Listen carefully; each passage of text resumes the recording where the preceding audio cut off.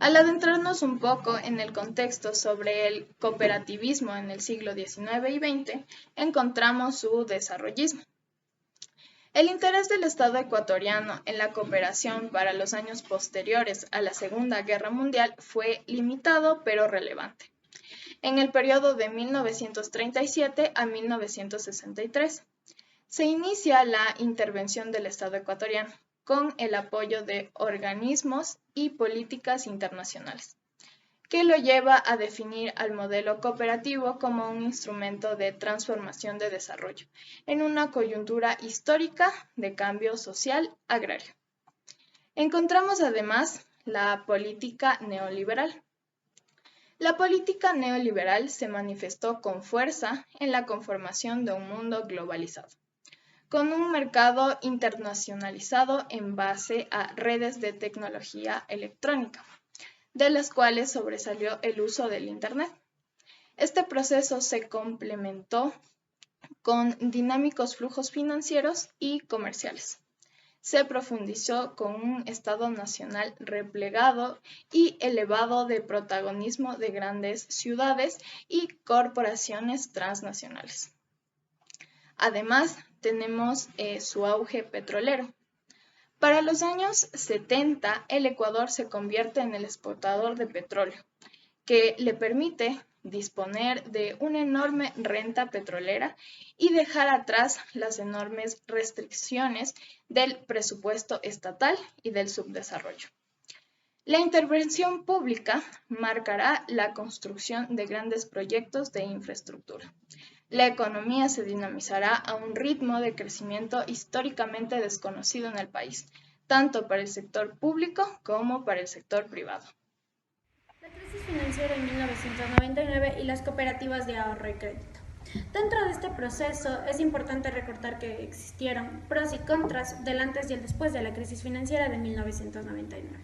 Antes de la crisis financiera, en el año 1989, se presentaron grandes proyectos con entidades internacionales y fundaciones locales que lo que buscaban era la descentralización estatal y que promovían así la multiplicación de experiencias de microcréditos en los sectores populares. Fue este acontecimiento lo que permitió que se diera apertura a nuevas cooperativas que se contemplaba desde el periodo de 1989 hasta el 2006. Sin embargo, así como hubo la implementación y creación de nuevas cooperativas, existió también problemas y dificultades en las cooperativas que ya estaban en funcionamiento y que lastimosamente tuvieron que cerrar sus puertas.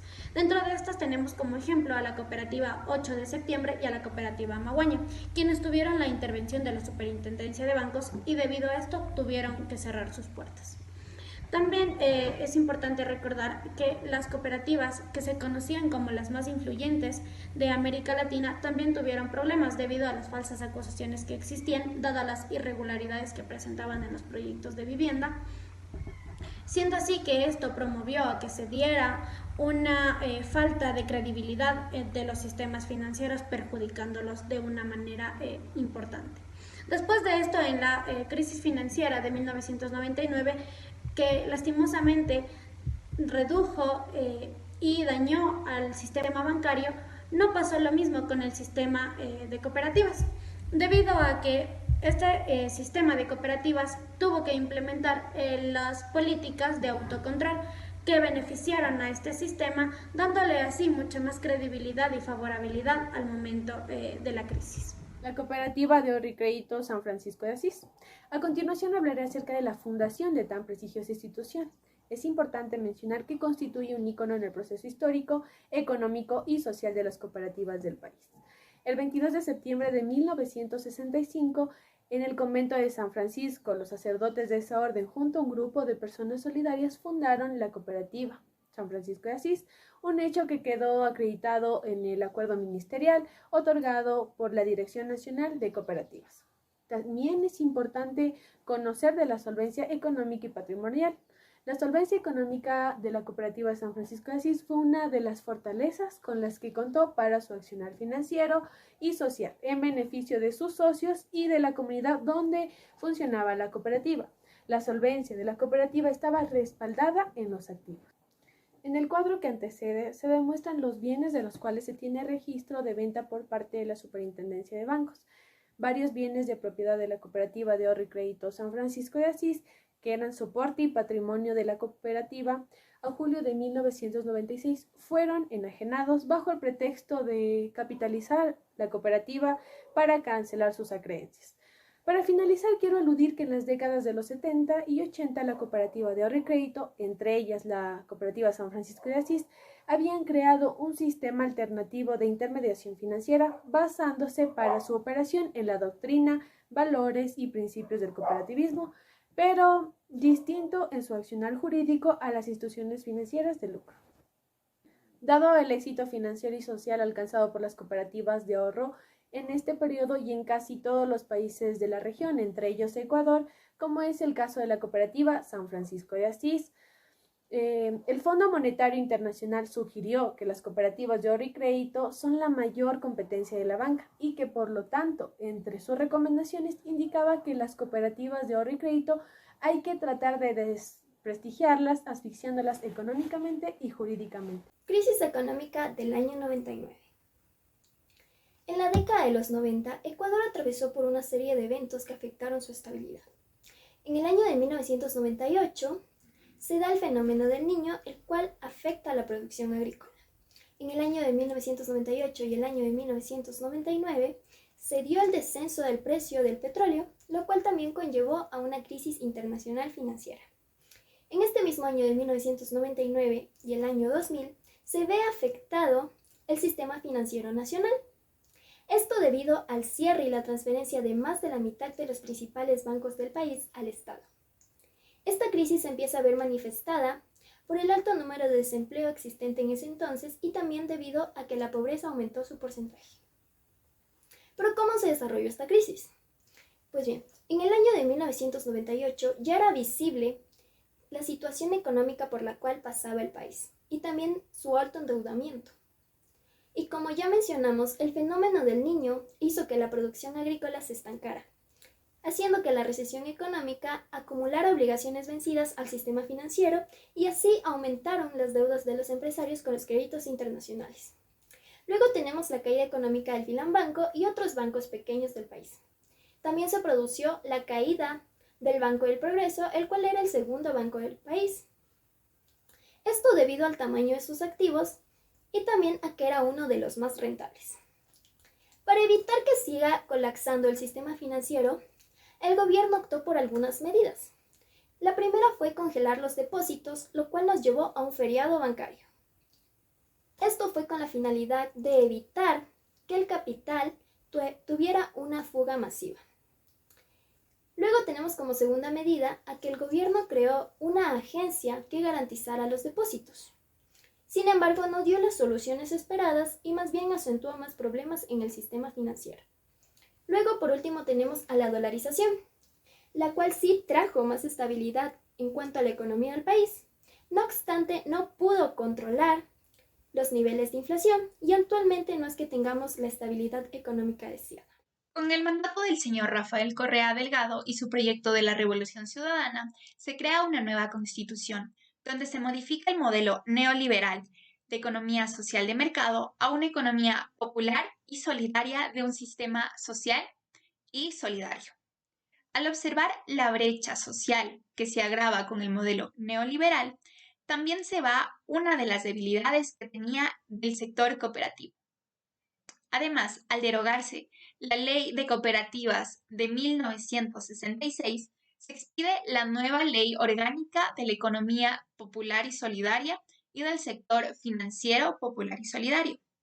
En 2009, las cooperativas representaban proyecciones distintas a las bancas privadas, ya que mientras ellos colocaban la mayor parte de sus fondos en el exterior, las cooperativas de ahorro y crédito lo hacían en el territorio nacional, fomentando así una cultura a futuro.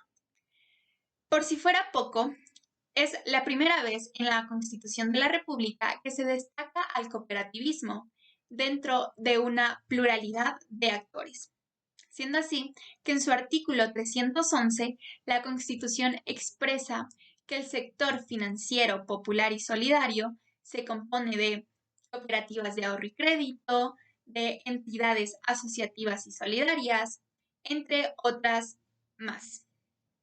Como aspecto positivo de esta Constitución, se puede crear el cambio o la recuperación funcional del Estado.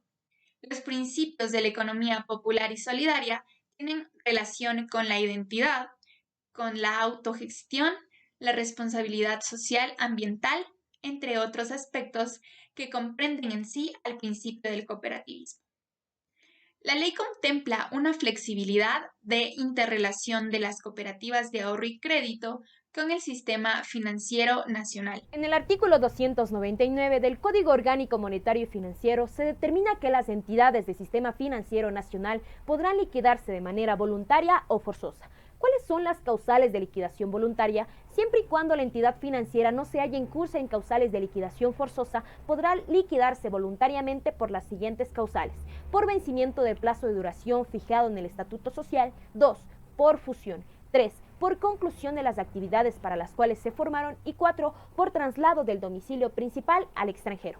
En cuanto a las causales de liquidación forzosa, de las 14 enumeradas en el artículo 303 del mismo código, vale destacar la número 1, por la revocatoria de una o de varias autoridades de actividades financieras cuando, a criterio del organismo de control, éstas afecten la viabilidad económico-financiera de la entidad. Por su parte, el sector financiero popular y solidario, que se encuentra compuesto por cooperativas de ahorro y crédito, cajas centrales, entidades asociativas o solidarias, por los servicios auxiliares del sistema financiero, tales como software bancario, transaccionales, cajeros automáticos, entre otros, y por las asociaciones mutualistas de ahorro y crédito para la vivienda. Es preciso enfatizar en las cooperativas de ahorro y crédito, que son sociedades de personas naturales o jurídicas con identidad cooperativa, que se unen voluntariamente bajo los principios establecidos de la Ley Orgánica de Economía Popular y Solidaria, con el objetivo de realizar actividades de intermediación financiera y responsabilidad social. Podrán disolverse, según la Ley Orgánica de Economía Popular y Solidaria, en su artículo 57, por las siguientes causas: 1. Vencimiento del plazo de duración establecido en el Estatuto Social de la cooperativa. 2. Por cumplimiento de los objetos para los cuales se constituyeron. 3. Por sentencia judicial ejecutoriada. 4. Por decisión voluntaria de la Asamblea General. Y 5. Por resolución de la Superintendencia, en caso de, inciso 3, la inactividad económica o social por más de 2 años.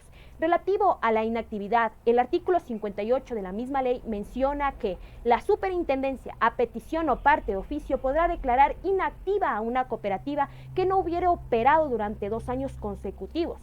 Se fijará el tiempo y las causas para declarar la inactividad, y una vez presentada la resolución de inactividad, la Superintendencia podrá declararla disuelta y disponer su liquidación y cancelación del registro público. Continuamente, en su artículo 60, en los casos de fusión y escisión, una vez disuelta la cooperativa, se procederá a su liquidación, la cual consiste en la extinción de sus obligaciones, para cuyo efecto la cooperativa conservará su personalidad jurídica, añadiéndose a su razón social las palabras "en liquidación".